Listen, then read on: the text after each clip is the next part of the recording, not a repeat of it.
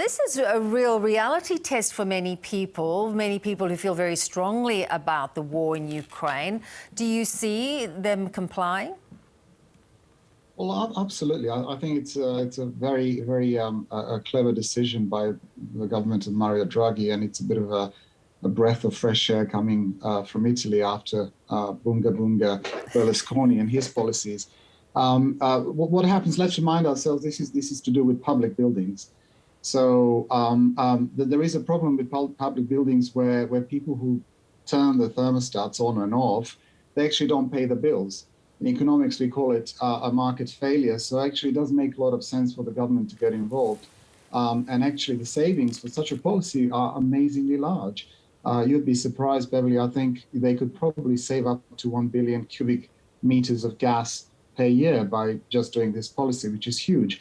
And in that way, sort of pay less to Mr. Putin and his war machine. Yeah. Do you see other initiatives like this coming into force elsewhere in Europe?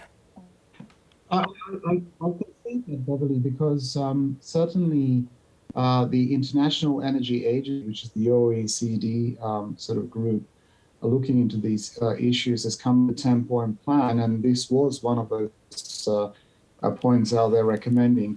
The other points are sort of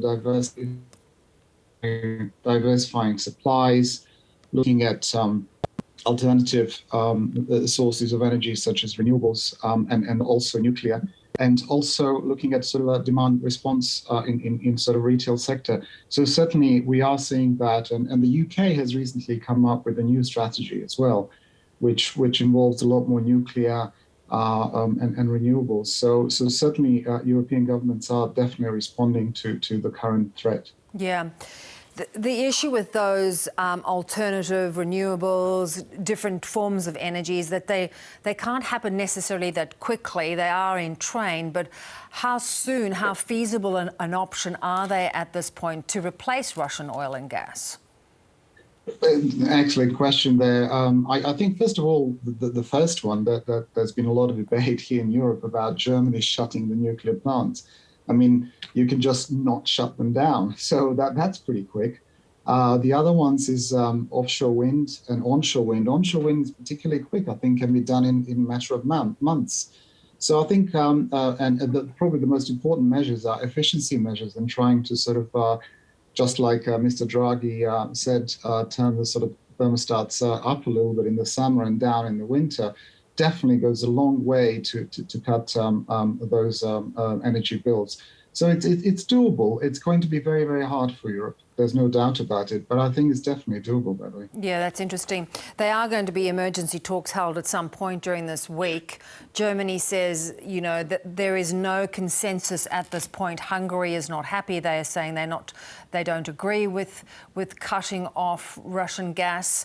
Will there be consensus, and does there need to be consensus?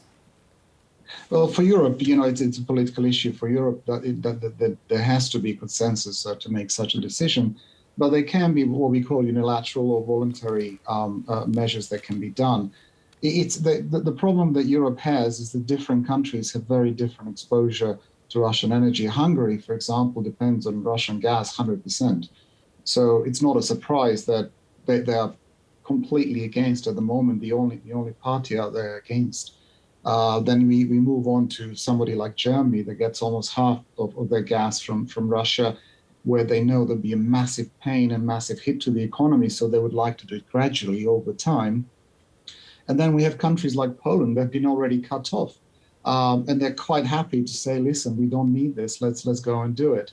So, you know, it's not very, very easy within the European Union, but we are definitely seeing measures being gradually implemented, and I think they will gradually get implemented. Probably we'll start with oil and then move on to gas. And let's not forget that Europe has already decided to be 2/3 gas independent from Russia by next year. So it's a very ambitious plan already, and I think they'll have to work very hard on that. And I think I can see many countries like Poland, like Greece, like Bulgaria working on those. Yeah. Let's talk a little bit about Poland and Bulgaria. They, as you point out, were cut off by Russia for not agreeing to their their insistence that they pay in Russian rubles. How is the rest of the EU helping those two nations manage this in the short term? Well, they've worked already pretty hard before the actual war in Ukraine. So for example, Poland is an excellent example. They've already done a lot. They have LNG terminal, which imports a good chunk of their consumption, and they can actually import for other European countries as well. They've just finished a link with the Baltic republics, a pipeline link literally last week. They've speeded up that process. And they finish that link, and they'll be able to import Norwegian gas all the way into Poland. So Poland is in a very good place. Bulgaria is slightly different situation. Bulgaria actually is not a big consumer of gas, but their import is highly dependent on Russian gas. However, by June, I think they'll also manage to connect. It's called an interconnector coming from Greece. Well, they connect to Greece, and then they'll be able to get LNG from Greece as well. So they're all working very, very hard on that. And together with all the plan that Italy started importing more gas from Algeria, more LNG, and so on, I think Europe is working extremely hard on that. And I can actually see them meet those 2/3 sort of independence from Russian gas by sometime next year anyway. Yeah. You know, we're in the middle of an election campaign, as you may be aware, Adi, and some of the politicians here are arguing that, you know, the net zero target by 2050 is impossible, that many countries can't do it, that they're returning to coal. What is your overview in terms of how the rest of the country is moving to renewables and changing the way they're going about energy provision?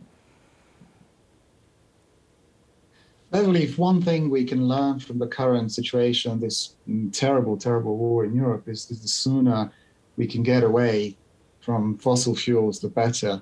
The sooner we can stop begging, despots and various sort of people who are not particularly democratic, not to name them, I think the better.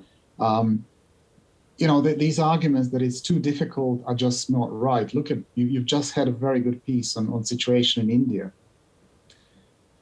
Climate change is here and it's real, and we definitely need to do something about it right now.